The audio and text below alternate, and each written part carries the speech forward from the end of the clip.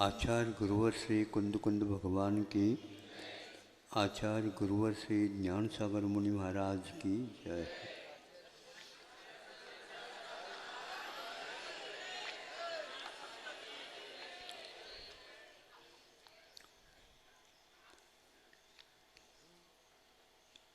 इस पर्वराज के बीचों बीच में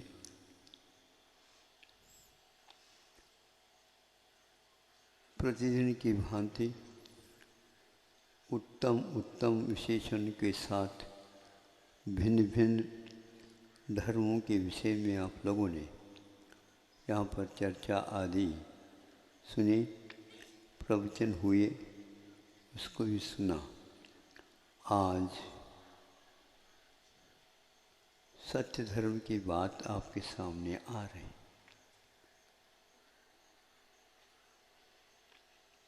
चाहे सतयुग हो चाहे कलयुग हो, सत्य के बिना वहाँ उन्नति संरक्षण आदि कुछ भी नहीं हो सकता।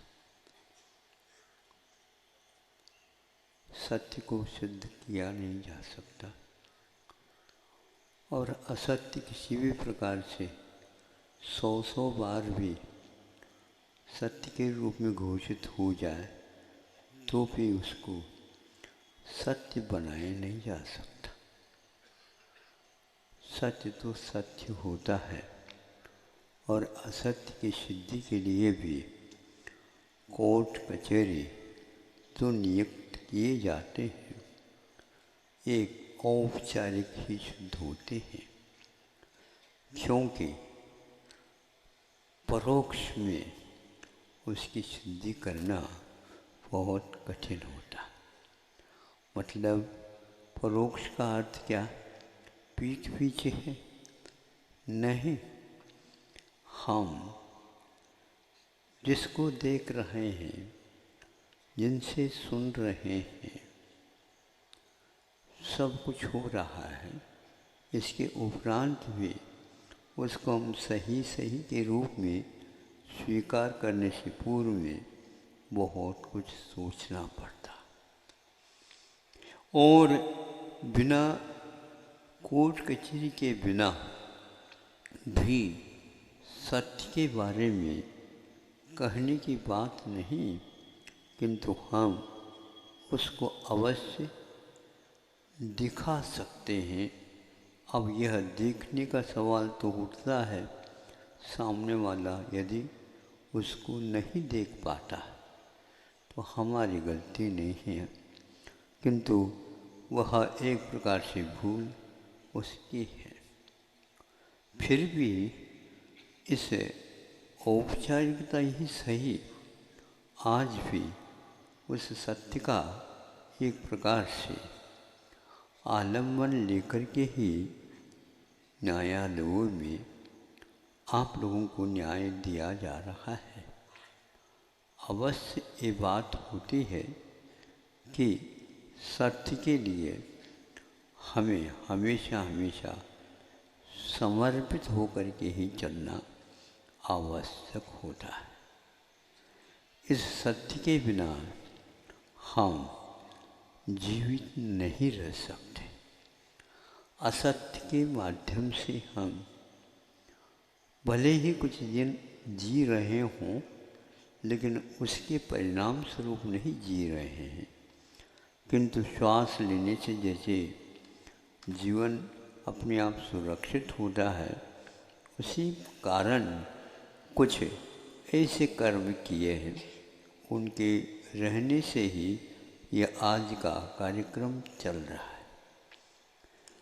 इस सत्य के विषय में कहा नहीं जा सकता, इसको महसूस किया जा सकता, इसको दिखाया नहीं जा सकता है, किंतु हम आस्था की आँखों से देखना चाहें तो वह दिख सकता है।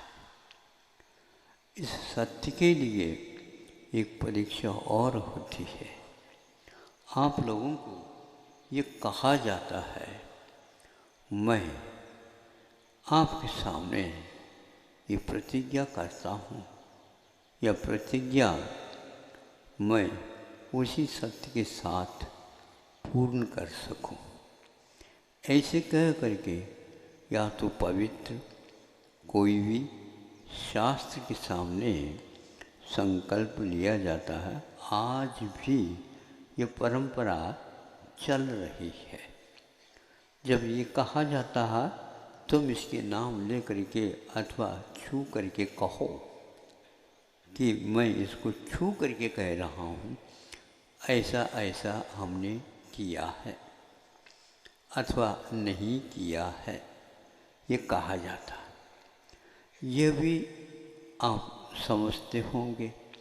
उसके प्रति यदि जिसकी आस्था है तो ही वह अपने निर्भीकता के साथ, निरीहता के साथ उसको संकल्प को दोहराता हुआ वह कह सकता है, कहता है। किंतु प्रत्येक व्यक्ति कहे इस प्रकार नहीं होता। आज न्यायालय में जब विशेष शासन प्रशासन संबंधी प्रतिज्ञाएं होती है, वहाँ पर भी कुछ सुनने को उपलब्ध होता है। चाहे प्रधानमंत्री हो, चाहे राज्यसभा के कोई हो अथवा विधानसभा के हो, यथा योग्य वहाँ पर संकल्प देने वाले होते हैं। राष्ट्रपति को भी जब संकल्पबद्ध कराया जाता है तो उसको यह अपने मुख से नहीं कहना होता है, जैसे कहा जाता है उसको उच्चारित करना होता है। और उसमें भी एक बार नहीं, 2 बार नहीं, 3 बार उसको वाक्य को उच्चारित करना होता है। तो तब उसको प्रतिज्ञा पत्र पूर्ण हो जाता है। मैं इसको जैसे कहा जा रहा वैसे ही स्वीकारता हूँ, स्वीकारता हूँ, स्वीकारता हूँ। ये राष्ट्रपति बनने वाला होता है, उसका भी कर्तव्य होता है। फिर राष्ट्रपति बनने के उपरांत वह व्यक्ति एक बहुत पति के रूप में आ जाएगा।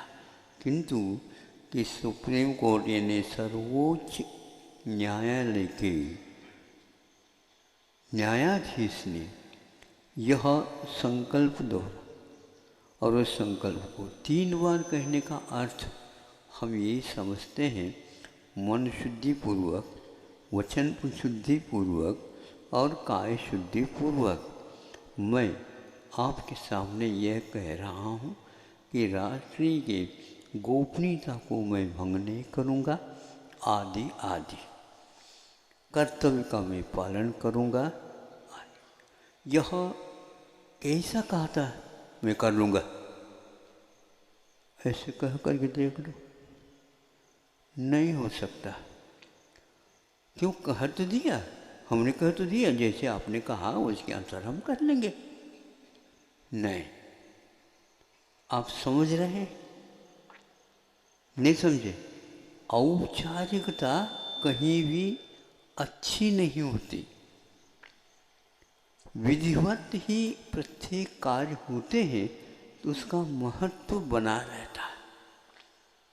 हम उसको समझे या न समझे, किंतु इसको स्वीकार करना अनिवार्य होता है। और उस कार्यक्रम को आस्था के साथ हो रहा है क्या नहीं, ये भी देखा जाता है।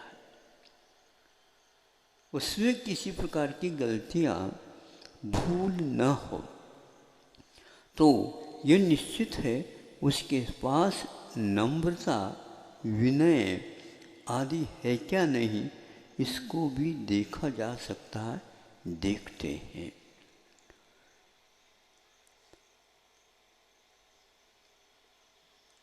ಕಣ್ಣಿಂದ ನೋಡಿದರು, ಕಿವಿಯಿಂದ ಕೇಳಿದರು, ಬಾಯಿಂದ ನುಡಿಯಬಾರದು। ये पंक्ति कर्नाटकी भाषा में से आपके सामने रखी। एक नीति वाक्य के रूप में यहाँ पर भी हुआ, ऐसी बात नहीं है, किंतु आँखों से हमने देख लिया से हमने सुन लिया, फिर भी मुख से उच्चारित करने से पूर्व में थोड़े से सोचना आवश्यक है। क्या हो गया, जब पर्याप्त है, हमने कानों से सुन लिया और हमने प्रत्यक्ष से देखा है और सुना है, अब क्या चाहते हो आप? फिर भी मुख से कहो नहीं, ऐसा क्यों कहा जा रहा है? सत्य कुछ और मूल्यवान पदार्थ होता है। इस सत्य के माध्यम से दूसरे के ऊपर आपत्ति आती है तो उसको भी सत्य के रूप में जैनाचार्यों ने स्वीकार नहीं किया, और इसका पालन न्यायालय में भी होता है, जिसको बोलते हैं इंटेंशन, अभिप्राय पूर्वक। यदि कोई व्यक्ति कहता है तो उसके अभिप्राय में क्या है, इसको देखा जाता है। किसी ने एक बंदूक में गोली डाल करके छोड़ दी और छोड़ने के उपरांत वह जाकर के योग से किसी को वह लग गए, जिसके कारण उसका पैर इत्यादि मान लो जो कुछ भी हो गया, उसको पकड़ा लिया, क्यों तुमने किया? मैं मंजूर करता हूँ, यह अपराध मेरे माध्यम से हुआ है। उस समय कहाँ थे, कैसे थे, आदि आदि। तो उन्होंने बताया कि ऐसा ऐसा कर रहा था, किंतु उस समय इस चूक से वह गोली छूट गई और ये घटना घट गई है। ठीक है यार, ठीक है यार। इस प्रकार कहने के उपरांत हमारा तो अभिप्राय यही था, और किसी भी प्रकार से किसी के ऊपर गोली चलाने का मेरा किसी भी प्रकार से भाव नहीं था। उसी समय दूसरा एक और अपराधी आया था, उसने एक प्रकार से जानबूझ करके गोली चलाने का प्रयास किया, और एक बार नहीं, दो बार नहीं, 3 बार किया, और तीनों बार वह सफल नहीं हुआ, और उस समय वह पकड़ में आ गया और उसको लेकर के चले गए। और उसने तो सुना ही था पहले ही वाली बात, उसको भी जैसी छूट मिल गई, हमें भी मिल जाएगी। न्यायालय में भी आपके हृदय को देखा जाता है, केवल वचन के माध्यम से नहीं। आप केवल कानों से सुनो नहीं, इसका अभिप्राय भी पकड़ने का पुरुषार्थ करो, और अपने आप ही आंखों से पानी आ जाएगा। ये कठोर हृदय 3 बार सफल नहीं हुआ, किंतु इरादा पूर्वक, अभिप्राय पूर्वक, जिसको हम सिद्धांत के शब्दों में बुद्धिपूर्वक, ज्ञात भाव, अज्ञात भाव अगले 6 अध्याय में आने वाला है, जिसके माध्यम से तीव्रता के साथ, मंदता के साथ ज्ञात भाव, अज्ञात भाव आदि आदि वचन होगा। उसमें जो जानबूझकर जो बात होती है, चला करके जो बात होती है, उसके यदि पकड़ में आ गए, उसको आजीवन कारा अथवा उसको एक प्रकार से हत्यारे के रूप में भी स्वीकार किया जा सकता है। ये बात अलग है, किसी की हत्या हुई नहीं, लेकिन कसर नहीं था, उसका सामने वालों का पुण्य था, इसलिए वो बच गया, लेकिन बचाने के अभिप्राय आपके दिल में कतई नहीं थे, इसलिए ये एक गुनाह है। संकल्प पूर्वक हिंसा का त्याग आप कम से कम कर सकते हैं। जैनाचार्यों ने इसको संकल्प त्याग का कहा है। संकल्प का अर्थ ये है कि मैं किसी भी प्रकार से, किसी प्रयोजन के बिना कोई इस ढंग से कार्य नहीं करूँगा। संकल्प के पूर्वक मारने का संकल्प के लिए होता है तो वह योग्य नहीं है, किंतु काम धंधा करने पड़ते हैं, उद्योग करने पड़ते, आरंभ करना पड़ता, अनेक प्रकार के सावध होते हैं। ये होते हुए भी गृहस्थ के लिए क्षम्य माने जाते हैं। लेकिन संकल्प में यदि मान लो एक चीज के ऊपर भी जानबूझ करके आप पैर लात मार लेते हो तो ये आपके लिए अयोग्य माना जाता है। इसमें कोई अभिप्राय है ही नहीं आपका, इसमें आपके लिए क्या आवश्यकता है। इसीलिए नीचे देख करके चलो। अब नीचे देख करके चलो, चल रहा है। और फिर भी जीव आकर के मर जाए मान लो आपके पैर के कारण निमित्त से, तो उसमें आपका कोई दोष नहीं है। यदि आप आंख बंद करके चलना चाहो तो फिर आंखें किस काम की है आप? हाँ, बिना आंखें काम चला नहीं। आंखों को यदि रखा है तो आंखों के द्वारा देख करके चलो।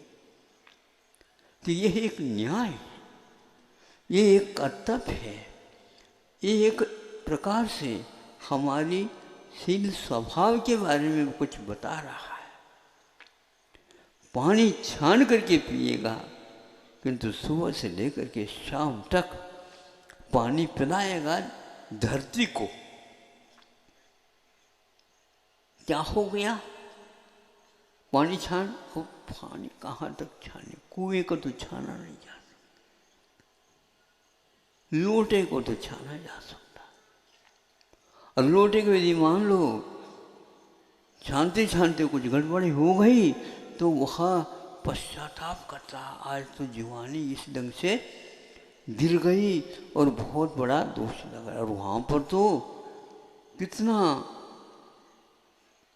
पानी जा रहा है, वह जा रहा है किंतु खेती के लिए पिलाए जा रहा। उसके बिना फसल आएगी नहीं, और फसल आएगी नहीं तो जनता का क्या होगा 1 वर्ष तक। इसीलिए वह आवश्यक है। ऐसे जो आवश्यक है उसके बिना काम नहीं चल सकता, उसको क्षम्य कह करके छोड़ दिया और वह अनुवृत्ति के दायरे में आ जाता है। लेकिन आप यदि अपने सेवन में यदि मांस आदि का भक्षण करते हैं तो पहले से उसको मना कर रखा है, यह आप इसके बिना न करो। हल चलाता है और वर्षा के काल में कैसे जीव राशियों से बिल्कुल धरती ढक गई है, फिर भी वह हल चलाता है तो कहाँ तक चला सकता है? सप्तम प्रतिमा का संकल्प भी क्यों न हो, किंतु आरंभ का त्याग नहीं है, तब तक तो वह कर सकता है, करता है। नहीं करेगा तो अपने जीवन को भी वह चला नहीं पाएगा, दूसरे के लिए भी सहयोग नहीं दे पाएगा। ऐसी बहुत सारी बातें श्रावक के जीवन में घटित हो जाती है, किंतु वह सत्य के साथ ही चलता है। सत्य के बिना वह एक दिन भी, एक सेकंड भी, एक श्वास भी रह नहीं सकता। इसलिए आप बोल रहे हो, सही बोल रहे हो, किंतु आपत्ति के लिए कारण बनता है तो उसको बोलो नहीं। ये बहुत महान अनर्थ दंड माना जाता है, क्योंकि मैं तो सही बोल रहा हूँ, जैसी घटना घटी है बिल्कुल ठीक है, लेकिन उसको आप सही मत मानो, क्योंकि उसके कारण उसके घर के ऊपर आपत्ति आ सकती। तो मैं क्या कर सकता हूँ? हमें तो सही बोलने का, सत्य बोलने का संकल्प है। तो ये सत्य बाद में बोला जाता है, पहले अहिंसा की रक्षा की जाती है। अहिंसा के माध्यम से हम उसको अपने ढंग से सुधार सकते हैं। अपने आप ही उसके मन में, उसके जीवन में दया, अनुकंपा आदि आ सकते हैं। पश्चाताप की अग्नि उसके जीवन में भी जल सकती है और उसके कारण उसको पश्चाताप हो सकता है। ये सब बातें अभिप्राय के ऊपर आधारित है। फिर भी आप लोग बुद्धिपूर्वक मनुष्य के पीछा से तो न्यायालय है, किंतु न्यायालय में जो व्यक्ति जा नहीं सकता, मैं आपके सामने एक उदाहरण, पौराणिक कथा, बल्कि यूँ कहना चाहिए सत्य के बारे में ही एक तिरिंच के माध्यम से क्या घटित हुआ ये बताया जा रहा।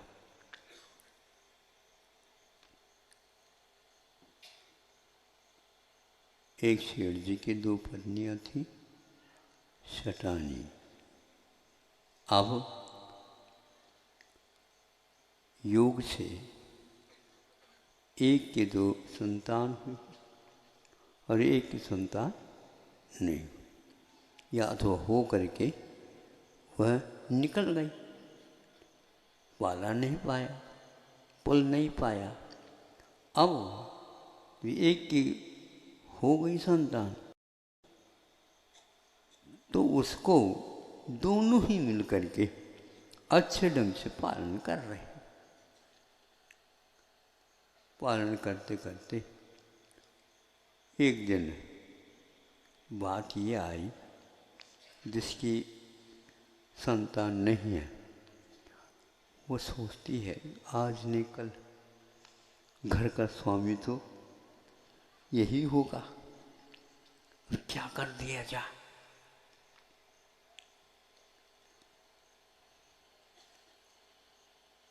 तो उसने सोच लिया ये कार्य कर लिया जाए।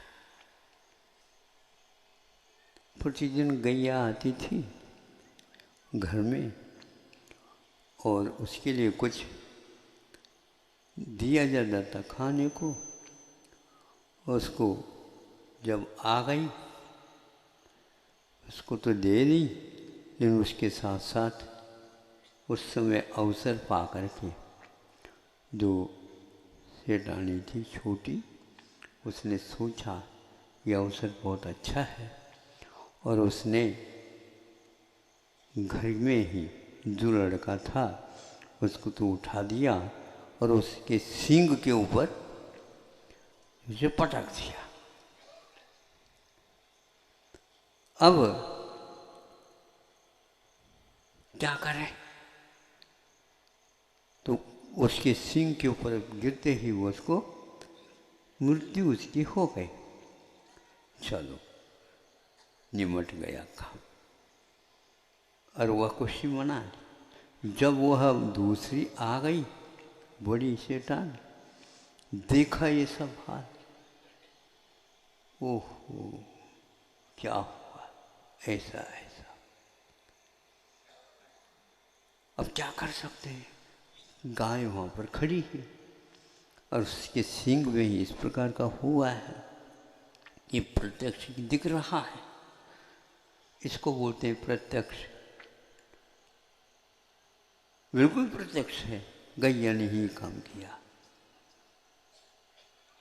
किंतु हम अपने अभिप्राय से समझे तो इसका पोल खुल जाती, सत्य अपने आप सामने आ जाता।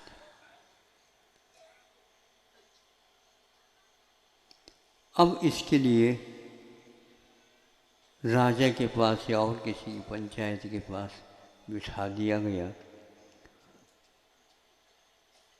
कि ये किसने किया, क्या किया, आदि आदि के बारे में।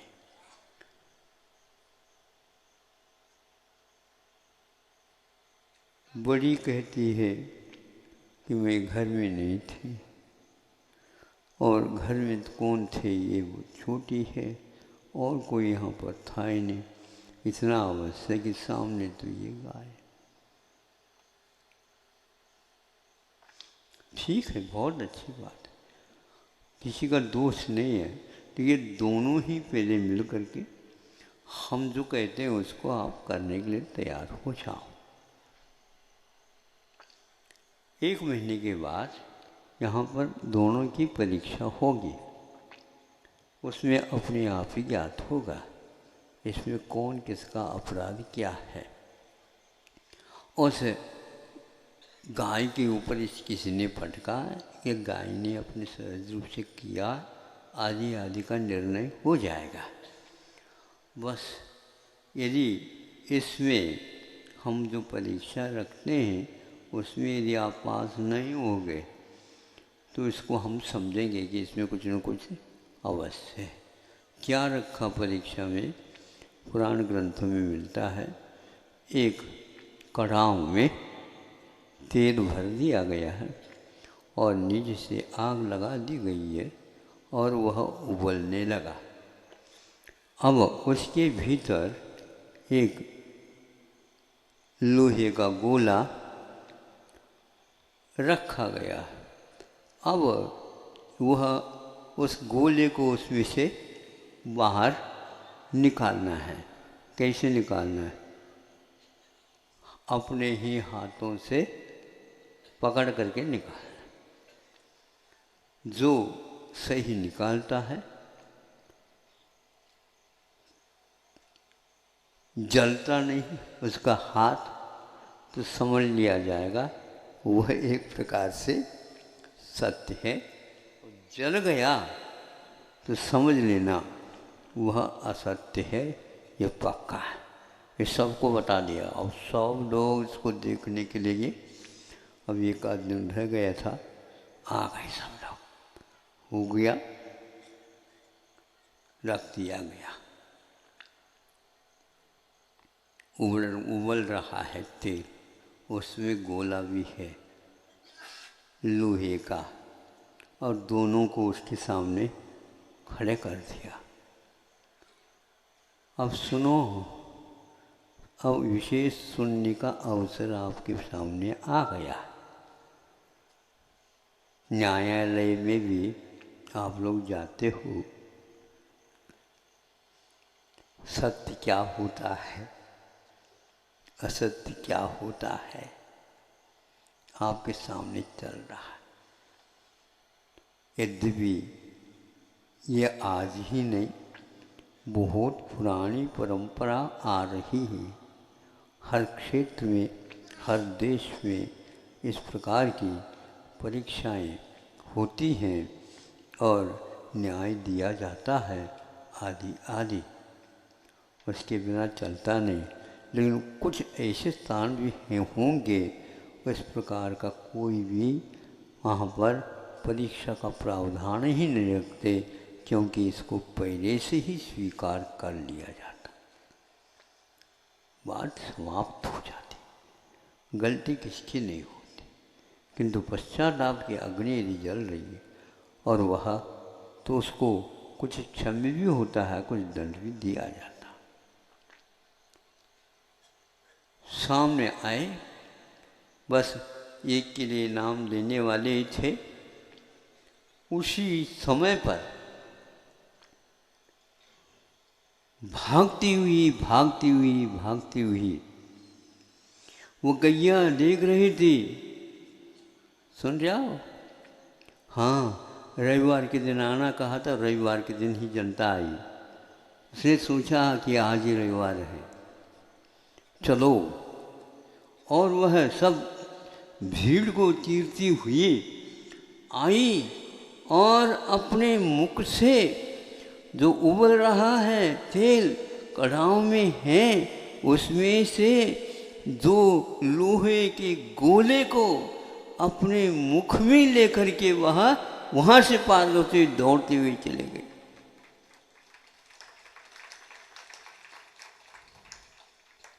सत्यमेव जयते। शायद ही न्याय देने वाले न्यायाधीश देता है, किंतु वह गाय भी इस प्रकार परीक्षा दे सकती है, क्योंकि उसने सोचा कि मेरे ऊपर भी कोई न कोई अवश्य संदेह करेगा। अब उसी समय अब इन दोनों के बात सोचते हैं। यदि मान लो वह जल जाए तो मैं तो बाद में कुछ भी नहीं कर सकूंगी, वह उसने गाय ने सोचा होगा। और इसमें अब कौन करेगा? वो घबराने लगी। कौन? जिसने, क्योंकि यदि वह गाय इसकी ओर आकर के साड़ी खींचने लग जाए तो क्या होगा अब हमारा? क्योंकि हमने ये किया है, अपने आप ही सामने आई कि यह ठीक नहीं हुआ। गाय तो बिल्कुल सत्यवती शुद्ध हो गई। समझो कितने वह पशु भी भीतर से करुणा और सत्य के प्रति समर्पित होते हैं। मतलब राजा की आज्ञा का पालन करने के लिए उस परीक्षा को गाय ने भी स्वीकार कर ली। और आप लोग क्या करते हैं?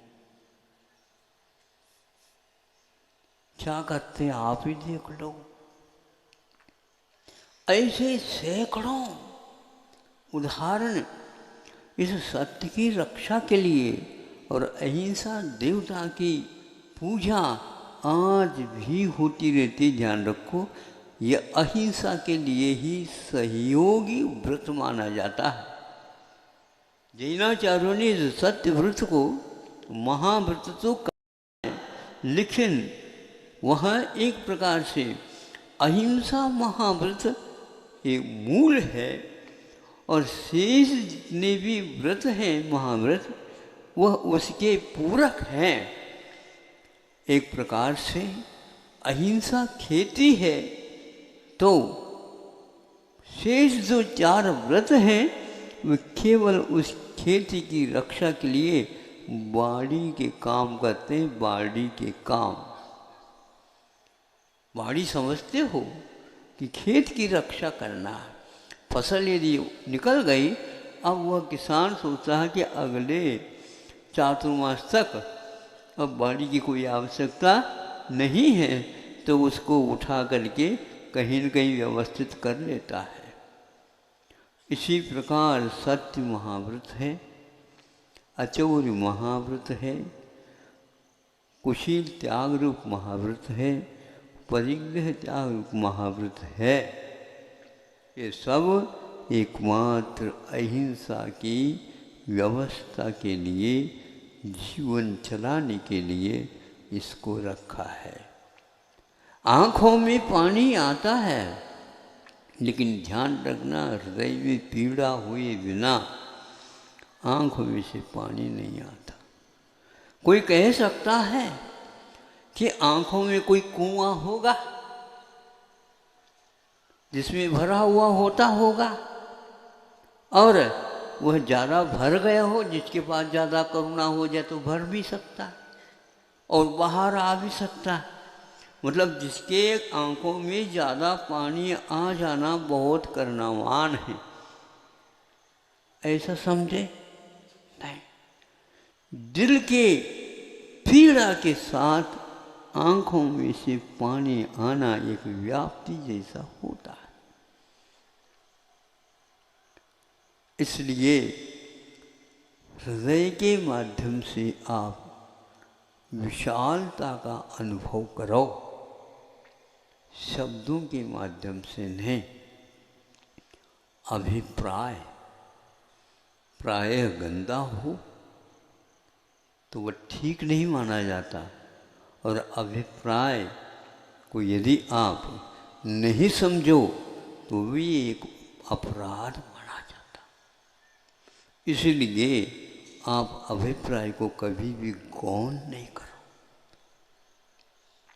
उसके प्रति उपेक्षा मत धारण करो, ताकि उसकी भी रक्षा हो सके स्वयं की भी रक्षा हो सके, और तीसरा जो युग है, जो होनहार है, उसके सामने भी सत्य अपने आप आ जाए। सतायुतम सत्यम, सत्य के साथ जो युक्त होता है वह सत्य होता, लेकिन विपदे मां भूया, विपत्ति के काल में उसका किसी भी प्रकार से उच्चारण और उपयोग न करिए। हाँ, क्योंकि वह विपत्ति के लिए कारण हो सकता है। तो स्थूल मलिकम नवदि, यह अनुवृत्ति के समय पर लिखा हुआ का छंद है, श्लोक है, और रत्नकंड श्रावकाचार्य में लिखा गया। सत्यानुवर्त क्या होता है? तो ये होता है महामृत अब कितना और विशाल और महत्वपूर्ण होगा, ये आप लोगों को देखना है। कोई व्यक्ति सही से ये झूठ बोल रहा है ऐसा कहना ही महामृत के लिए महादोष लगता। ये चोर है, ये चोरी करता है, ऐसा कहना ही महादोष लगता। मुझे महाराज फिर राज्य की क्या रक्षा कैसे होगी? आप नहीं बोलेंगे तो अपने आप सिद्ध होगा। आपको महाव्रत का पालन करना, यदि आपने बोल दिया तो आपके ऊपर ही वार हो गए तो क्या करोगे? इसलिए महाव्रत का पालन करते हुए आप अपने रास्ते से चलिए, इधर उधर की बातें न करिए। और इधर उधर की बातें नहीं करते हैं तो इधर उधर की बातों के बारे में विचार भी न करिए। तो ये कब हो सकता है? उनको सुनिए नहीं। एक भी व्यक्ति किसी के दिल को दुखा सकता है तो उसका क्या नतीजा होता है कि आप महाभारत पढ़ करके देख लीजिए। सुन रहे हो? आओ। हाँ, क्या होता है? द्रौपदी वस्त्रहरण ये क्यों हुआ? अरे वो तो वहां अन्यायी थे, कौरव थे, ये थे, ये इसमें कोई संदेह नहीं, लेकिन इसमें दोष औरों को भी तो होगा। अब सोचो, मुख से शब्द निकल जाता है तो तीर की भांति फिर उसको लौटाया नहीं जा सकता। वह तीर लग जाए, फिर इसके उपरांत उसके उपचार आदि कर लें, फिर भी जहाँ घाव बन गया था वो घाव सूख भी जाता है, किंतु दाग तो दिखेगा। यदि पूर्व कोटि वर्ष तक दिखा उसको क्या होगा? ये दाग कहाँ से आया? दाग नहीं, दाग। हाँ, तो यह उस समय का है जिस समय हमारे लिए दंडित किया गया था। क्यों किया गया था? अपने आप रिकॉर्ड खुल जाता। तो ऐसा भी हो सकता है। फलस्वरूप उस बात से वह पीड़ित हो गए और वह प्रतिशोध के भाव उसके जागृत हो गए। अवसर पर इसको किया जाता है और कितना महाभारत बन गया। आप भारत चाहो क्या महाभारत चाहो? अक्षौणी अक्षौणी सेना का जिसमें वध होता है, इसलिए क्षत्रिय होता है तो उसकी जिम्मेदारी होती है, वैश्य होता है उसका भी कुछ दायित्व होता है, और भी कोई राजा अथवा रंग कोई भी हो अपने अपने पदों पर रह करके इस वाग जाल को खम करके वाक गुप्ती के जो पालन होते करते हैं उनके जीवन के बारे में सोचो। कभी कभी आपको बाध्य भी कोई व्यक्ति कर सकता है, आपको बोलना ही पड़ेगा, तो बोल लेता है। ऐसा बोलना पड़ेगा, फिर हमारा क्या होगा, छूट जाएगी, रक्षा हो जाएगी, लेकिन बोलना तो पड़ेगा आप। ये तो बहुत सफ़ेद झूठ है। झूठ हमेशा काला होता है, सफ़ेद नहीं होता।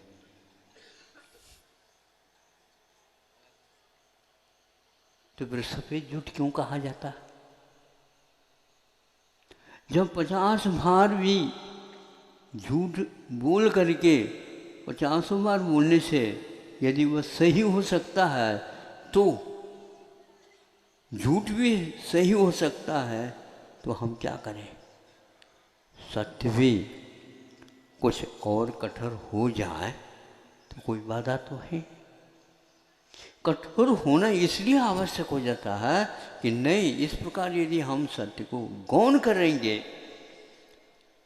इसका दुरुपयोग भी किया जा सकता है। और ऐसे शब्दों के सामने हम ये सोचते हैं तो एक व्यक्ति के शब्द की भूल के कारण कितने कितने व्यक्तियों को उसका परिणाम भोगना पड़ता है। आप सोचिए, विचार करिए, ये बहुत जोखिम भरी क्रिया है। बोलना नहीं तो फिर भी ठीक है, लेकिन बोले ही तो आप पकड़ में आने लग जाएंगे। बोलो, इसमें कोई बात नहीं, लेकिन अहिंसा की रक्षा के साथ बोलो, धैर्य के साथ भी बोलो। किंतु आचार्यों ने ये कहा, क्रोध के आवेश में मत बोलो, लोभ के वशीभूत होकर के न बोलो, भीरुता से युक्त होकर के न बोलो, हंसी मजाक के साथ मत बोलो, और अपने मुख से मत बोलो, किंतु आगम में जैसा लिखा है उसके अनुसार बोलो। इतनी यदि हम जिम्मेदारी लेते हैं तो संभव है यहाँ पर आप उस सतयुग को पुनः ला सकते हो। और आपकी बोली में ऐसी क्षमता भी आ सकती है, ऐसी क्षमता तो वहाँ कड़ाह में उबलता हुआ तेल भी आपके हाथ को जला नहीं सकता। उस समय दुनिया को हाँ कहना पड़ेगा, यह सत्य ही सब कुछ है, सत्यमेव जयते। जो सत्य का पालन करता है उसको संयम का भी पालन करना अनिवार्य होता है, तभी वह सत्य कालांतर में सही, किंतु वह सत्य हमेशा हमेशा जयशील होता है। और अहिंसा का पालन करने में उसका भी एक योगदान हाथ हो सकता है। ऐसे शेष जितने भी हैं वे बाड़ी के काम करने वाले हैं। धीरे धीरे भारत में भी इसकी कमी आती चली जा रही है। मैं कैसे कहूँगा, मैं कैसे कहूँगा, मैं कैसे कहूँगा, तो कहेंगे नहीं तो फिर क्या कहेंगे? कहलवाएंगे तो क्या होगा? जबरदस्ती भी मतलब हस्ताक्षर आपको करना पड़ा तो क्या होगा? उसके पीछे कितने व्यक्तियों के लिए संकट आ सकता है। उस संकट मुझे तो कम से कम बचो नहीं। आप जिस राज्य में, जिस देश में रह रहे हो, वह आपका देश नहीं है, आप उसकी एक अंश हो, तो आप उसमें अंश के रूप में ही काम करेंगे। कर्तव्य होता है। उस देश के बिना आपका संरक्षण होगा कैसे, मुझे बताओ। कोई भी व्यक्ति को मुफ्त जगह मिल गई, कहाँ पर? स्मशान में। जाओगे? देखो, नहीं, आपके पास पैसा नहीं है तो हम आपके लिए 2-3 मंजिला, हाँ, अच्छा प्रासाद बना करके दे देंगे, फिर तो रहोगे। सुन लो, वहाँ पर रहने के लिए मान लो बिजली आदि का प्रबंध नहीं है तो हम डायरेक्ट दे देंगे बिजली का भी। हाँ, सभी प्रकार का प्रबंध होगा। इस प्रकार आप वहाँ के मकान को छोड़ करके वहाँ पर चले जाओ। चाहे तो हम पुलिस के लिए भी वहाँ पर प्रबंध कर दे। कोई तैयार है? सोचिए आप। इसीलिए प्रत्येक व्यक्ति एक प्रकार से जहाँ सुरक्षा है वहाँ पर रहना पसंद करता। भले ही भोजन के लिए कभी भी हो तो कोई बात नहीं, अष्टमी में मना लेंगे, किंतु सुरक्षा पहले आवश्यक है। इसी प्रकार मान लो आपके पास बहुत पैसा है और किंतु उस पैसे का कोई महत्व नहीं रहा और आपके लिए भोग्य वस्तु की आवश्यकता है, तो उस समय आप क्या करोगे? ऐसे सुनने में नहीं देखा कि अकाल जब पड़ता है, सेठ साहूकार भी जिनके घर में पहले 100-100, 200-200 व्यक्ति काम करते थे, आज वो भी सिर पर तसला लेकर के मिट्टी राहत का काम कर रहे हैं और कुआं खोदा जा रहा है। जिस सेठ की वह जमीन थी उसी की जमीन में आज वही सेठ तसला भर रहा और ले जा रहा मिट्टा। ये समय भी आ सकता है, किंतु उसके कारण उसका संरक्षण हो रहा होता। ऐसा यहाँ पर आप बैठ कर के सुन रहे हो 10 लक्षण धर्म के बारे में। यदि यह सत्य है तो आपके सीमा के ऊपर ऐसी जो मिलिट्री वगैरह सेना वगैरह लगी हुई है, वो यदि वहाँ पर न रहें तो फिर आप कहाँ रहेंगे? न? हम इसको देश को छोड़ देंगे, अन्य कोई देश में आपको शरण नहीं मिले तो क्या करेंगे? हम तो चंद्रमा के ऊपर चले जाए, हम तो मंगल ग्रह के ऊपर, वहाँ पर जाने वाला कौन आपके लिए? हमारे पास विमान है, कौन चलाने वाला? आप इसको समझेंगे तो आप एक भी सेकंड जी नहीं सकोगे। मैंने इतना किया, ये कुछ नहीं। सत्य क्या है इसके बारे में गांधी जी ने बताया। ये जो आपके पास पैसा आया है, आपके पुण्य की वजह से आया है, ध्यान रखना, किंतु साक्षात इसमें हाथ है।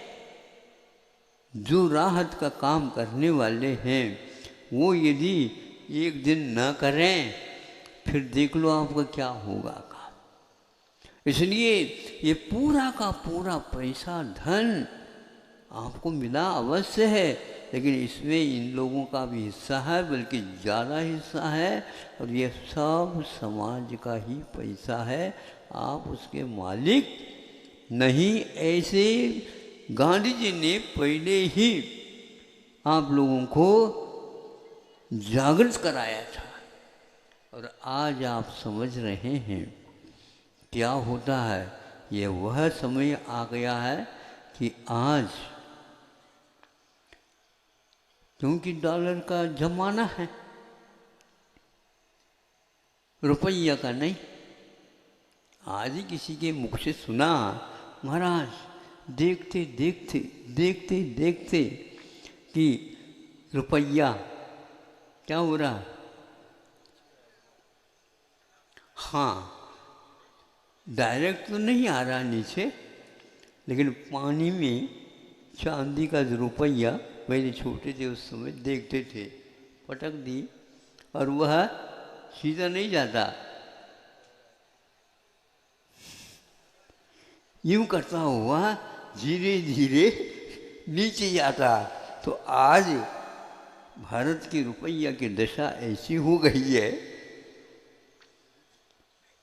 कि डॉलर की कीमत 72 या 72 रुपये, मतलब आपके 72 रुपये और उसका $1, मतलब आपसे कितने वह 72 गुना आगे है, और आप उसके साथ तुलना करना चाहो।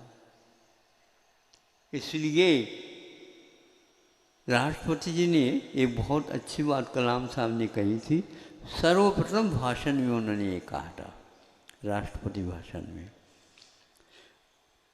भारतीय जनता के सामने मैं कहना चाहूँगा कि वह विश्वास करे और इसके ऊपर विश्वास करके यह सोचे और माने कि भारत अब विकासशील राष्ट्र नहीं रहा है, किंतु अपने आप में वह विकसित हो चुका है। अब आप अमेरिका के साथ, रूस के साथ, जर्मन, जापान इत्यादि के साथ अपने आप की तुलना करना चाह रहे हो। उसके साथ तुलना करने से क्या होगा? आप अपने पेट को नापो, कितना आवश्यक है ये अपने आप को देखो, यहाँ की हवा मान इत्यादि के बारे में अध्ययन करो, यहाँ की संस्कृति क्या थी, किस प्रकार की जनता थी पहले, आज क्या है, क्या कमी है पहले थी, आज क्या कमी है, इसका अध्ययन करो। उनके साथ आप इसकी तुलना करोगे तो कभी भी उनके समान बन नहीं पाओगे, क्योंकि आपके समान वह स्वयं भी कहरा बताते हैं, आज अमेरिका भी विकासशील राष्ट्रों में नंबर में आ गया है। सुन रहे हो? फिर आपकी क्या गति होगी? इतना पर्याप्त है। उस समय कहा जाता था, आज वह चद्दर नहीं होगी इसलिए तो नहीं कहा जा सकता, लेकिन फिर भी जितनी चद्दर है उतनी ही पैर फैलाओ। हम जब गुरुजी थे उस समय राजस्थान में थे, और गर्मी सर्दी दोनों आज आते हैं वहाँ पर भी, अच्छी वहाँ की कड़ाली सर्दी भी होती है, और बरसात कम होते हुए भी गर्मी भी ज़्यादा होती है और सर्दी भी ज़्यादा होती है, पानी की मात्रा कम रहती है। अब गर्मी तो देख लिया था, सब कुछ हो गया, सर्दी आ गई, क्योंकि दिवाली वहाँ की जो मनती है वो कोट पहने बिना लाडू नहीं चढ़ा जाता। कई बार हमने वहाँ पर देख लिया। फिर आप ही सकते हैं कि फिर इसके उपरांत 3-4 महीने क्या होता होगा। वहाँ की सर्दी कोई खा लेता है तो कहावत है, जो यहाँ की सर्दी खा लेगा गर्मी को पी लेगा। खाना भी चाहिए और पीना भी चाहिए, दोनों बातें हो जाएंगे, क्योंकि उसको सहन करने की क्षमता उसके पास आ जाए। तो सर्दी लगी, चालू हो गई, तो एक व्यक्ति एक ऐसा पहनाव के साथ आया, उसके नाड़ी वगैरह होते, नाड़ा, हाँ, उसको बगल में बांधा जाता है, हाँ, इसलिए उसको कहा जाता है ये बगलबंदी। बगलबंदी यानी बाजू में बांध दिया जाता है, इसको बगलबंदी बोलते हैं। कितना बांधे ये उसी के ऊपर आधारित है। हाँ, सर्दी न घुसे कस करके बांधे, थोड़ी सी हवा चाहिए ढीला बांधे। इस प्रकार उसको ढीला और कस करके बांधने का यह व्यवस्थित है। आप लोगों को समझना चाहिए कि हमेशा हमेशा अपने द्रव्य क्षेत्र काल भाव के अनुसार अपने आप को अनुशासित करिए, किंतु सत्य के ऊपर डट कर के रहिए, उसकी पूजा छोड़िए नहीं, क्योंकि सत्य ही एकमात्र विजय हुआ करता है और अहिंसा का झंडा वहाँ पर हमेशा हमेशा के लिए फहराने का सौभाग्य उसकी प्राप्त होता है। उस ध्वजा के ऊपर लिखा हुआ रहता सत्यमेव जयते। जब 15 अगस्त आ जाता उस समय में, अथवा अन्य जो प्रजासत्तात्मक दिवस के दिन जब झंडारोहण होता है, ये भी दिखा देता है सत्यमेव जयते। सत्य का ही विजय होता है, असत्य का कभी नहीं, भले ही संघर्ष करना पड़ता है, एकदम उसका फल मिलता नहीं, लेकिन फल तो मिलेगा, अवश्य मिलेगा, कुछ समय लग सकता है। इसलिए हमें उस सत्य के साथ, करुणा के साथ, अहिंसा के साथ जीना है। इसलिए 10 लक्षण धर्म जो रखे हैं उसमें सत्य के लिए विस्तार दिया है। चाहे श्रावक हो, चाहे श्रमण हो, क्या राजा हो या रंग हो, कोई भी हो, सत्य के बिना रह नहीं सकता। और सत्य की रक्षा करने वालों के पास ऐसी क्षमता आ जाती है, वह जो बोलता उसको सभी लोग सुनना ही नहीं, स्वीकार कर लेते थे। और आज शताब्दी निकल रही है, न्यायालय में गए और अभी तक उसके बारे में कोई सत्य और असत्य या न्याय अन्याय के बारे में कोई फैसला नहीं मिल रहा। ऐसे भी काल व्यतीत हो रहे हैं। इसलिए कहा ऐसे गैया को पालना बहुत अच्छा है, ताकि हमारा जीवन भी सुधर जाए। किंतु आज गैया के चित्र मात्र मिलते हैं।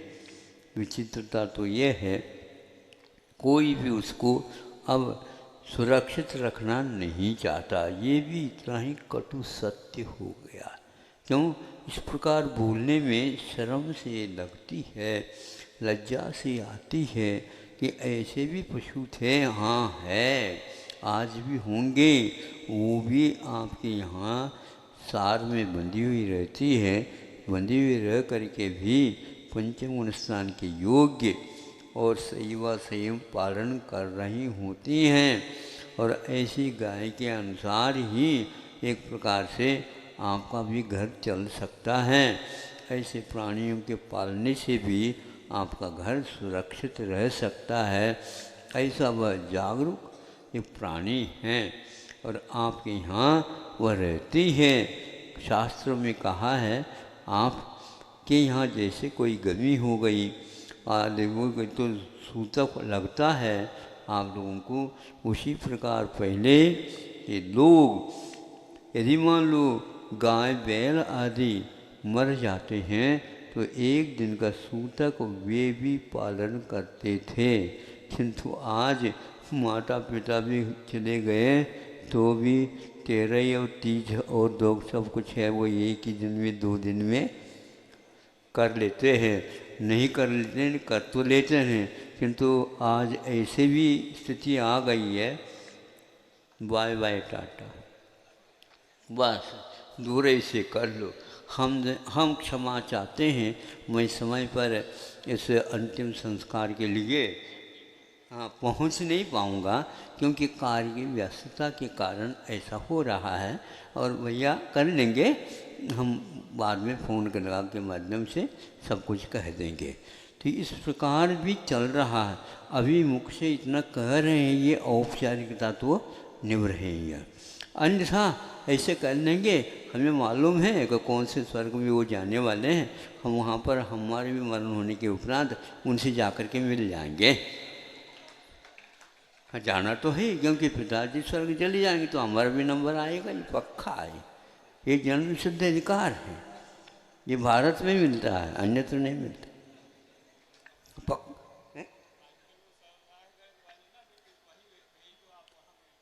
हाँ बिल्कुल सब हो जाएगा। हाँ ऐसा हुआ, तो ये सब देख करके हमें ऐसा लग रहा कि ये 10 लक्षण धर्म 10 बात उंगलियां हैं, बस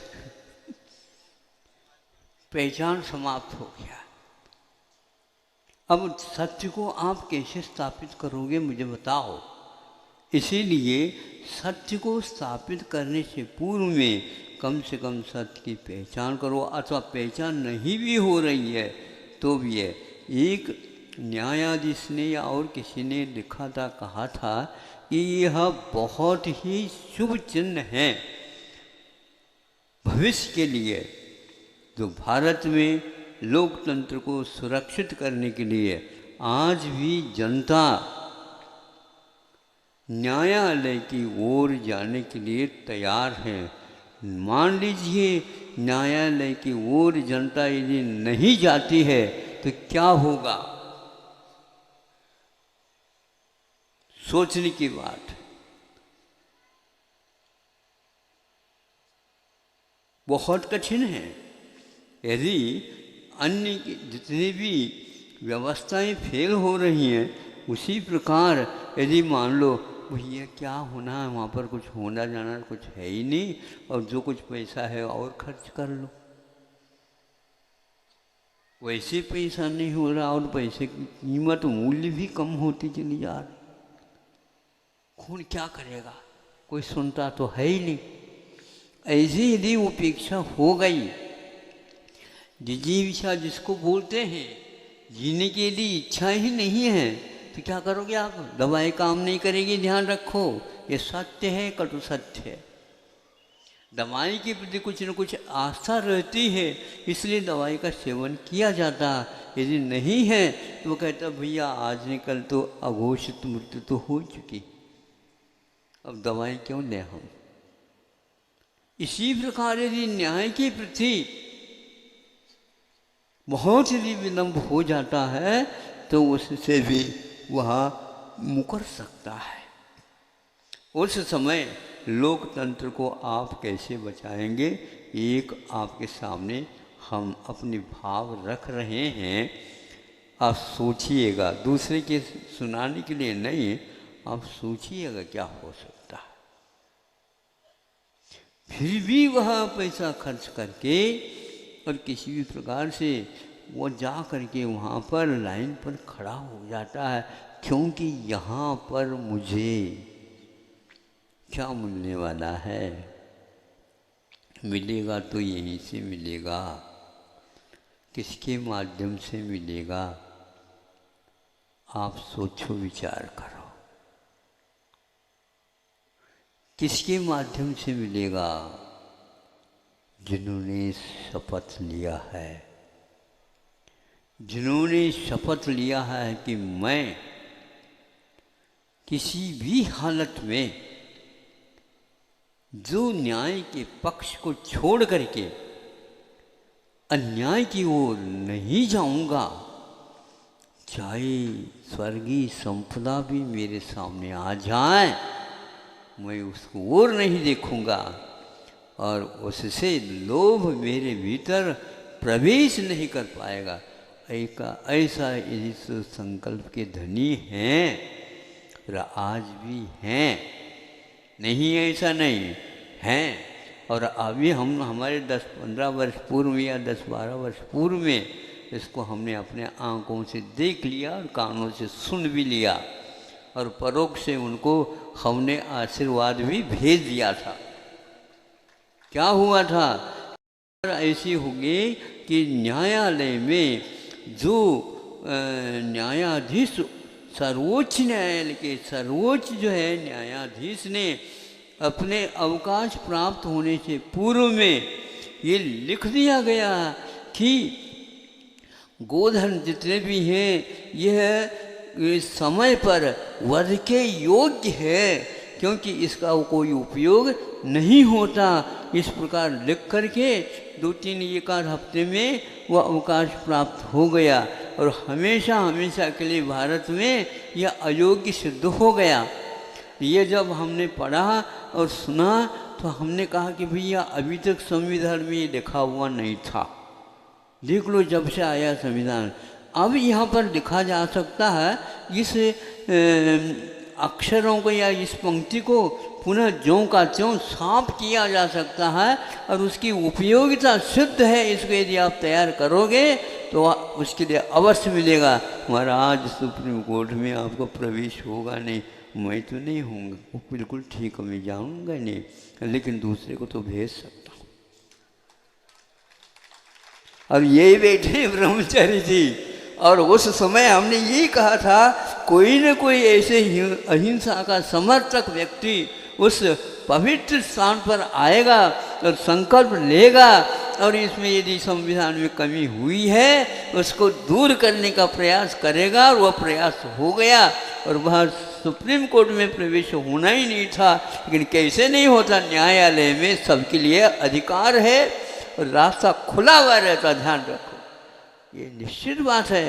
वो इंग्लिश में ही बोलना चाहिए, हमें न इंग्लिश आती ना और कोई भाषा आती, हम जिस भाषा में है उसी भाषा में आपको अनुवाद करना पड़ेगा। इसीलिए आप लोगों को सोचना चाहिए भारतीय संस्कृति क्या थी और वह आज उनको भी अवकाश प्राप्त हो गया। लेकिन हमेशा हमेशा कितने 7 के बीच में वह घोषणा हुई है, विश्व में एक सत्य की विजय हुई है। भले ही देर से हुई है लेकिन अंधेरा नहीं हुआ था। ध्यान रखो, अभी आपको खताब का नहीं, प्रत्येक व्यक्ति यदि सोच ले तो यही काम होता है। इसलिए जो मन से, वचन से, काय से, कृत से, कार्य से, अनुमोदन से, प्रत्यक्ष परोक्ष से मैं इस राष्ट्र के लोकतंत्र को सुरक्षित रखने के लिए, इस प्रकार भारतीय संस्कृति की रक्षा के लिए, अखंडता के लिए मैं सब कुछ कर सकता हूँ। लेकिन मेरे लिए प्रलोभन कोई कार्य नहीं करेगा, मैं इससे दूर रहूँगा। ऐसा भी व्यक्तित्व आज विद्यमान है और ऐसे व्यक्ति को आप जन्म भी ले सकते हैं, दे सकते हैं और ऐसे व्यक्तियों को पाल भी सकते हो। तभी यह भारत सुरक्षित रहेगा और विश्व के लिए भी दिशा बोध देगा। समय समय पर देता आया है, इसलिए अपने को बाकी सब आना और जाना बिल्कुल है, यहीं का यहीं सब कुछ रहने वाला है। जाकर के भले ऊपर से देख लो, वैसे को वैसे वो मकान रहेगा और जीर्ण शीर्ण होकर के ढह जाएगा, आपके सामने वहाँ से दिखेगा।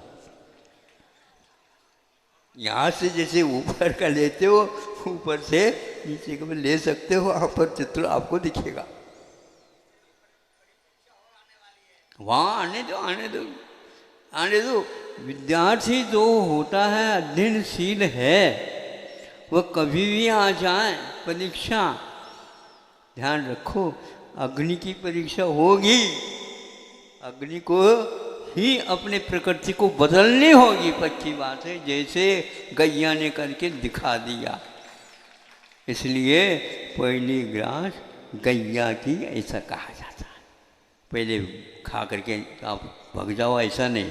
पहले तो उस गैया के लिए ग्रास मिलेगी, रोटी मिलेगी, फिर बाद में आपका नंबर आएगा। इसलिए मन शुद्धि, वचन शुद्धि, काय शुद्धि, आहार जल शुद्धि, इसमें केवल विश्वास पला है। सत्य का अभिप्राय का दर्शन हम इसमें से पंक्ति में देखते हैं। और सत्य किसको दिखता है? नहीं दिखता। लेकिन जब असत्य के रूप में परिणत हो आपका जीवन होता है, उस समय जब संकट होता है तो आप कहेंगे जिस समय नरको इत्यादि में रहोगे। इसलिए रावण जैसे पश्चाताप नरक में जाकर के करने की अपेक्षा से यहाँ पर संघर्ष करिए और राम की उपासना करिए, यही एकमात्र सत्य है। समय आपका हो गया, ज़्यादा कहना भी ठीक नहीं, क्योंकि सत्य की मर्यादा होती है। अहिंसा परमो धर्म की बोधि समाधि परिणाम शुद्धि स्वात्मोपलब्धि शिवसौ की सिद्धि चिंता मुनि चिंतित वस्तुदाने त्वामंद मानस्य मास्तु।